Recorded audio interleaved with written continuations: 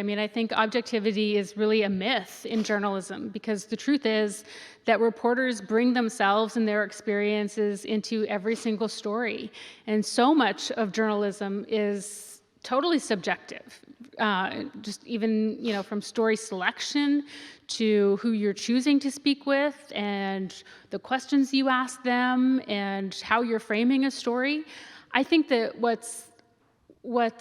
I've experienced, at least, is that this idea of objectivity has been weaponized against people who aren't represented in newsrooms,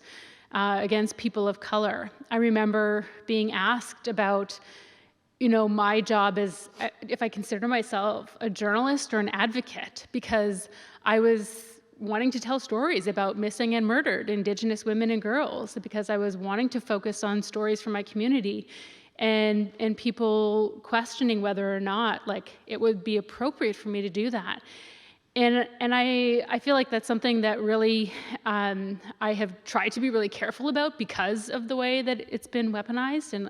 and really tried to help frame it more as I'm an advocate for the truth in the same way that every journalist is. And the truth is that there are so many Indigenous stories that have not only just been ignored completely by media, mainstream media, but the stories that have been told, if they're being told by non-Indigenous journalists, are often misrepresenting our community, and that there's this long history in journalism of people coming into our communities,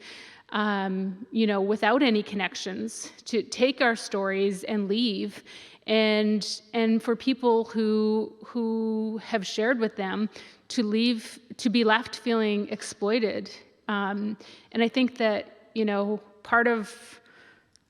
what Indigenous journalists bring to our stories are not just the understanding of the sensitivity, but our lived experiences, which only enrich and deepen our stories and make them better. And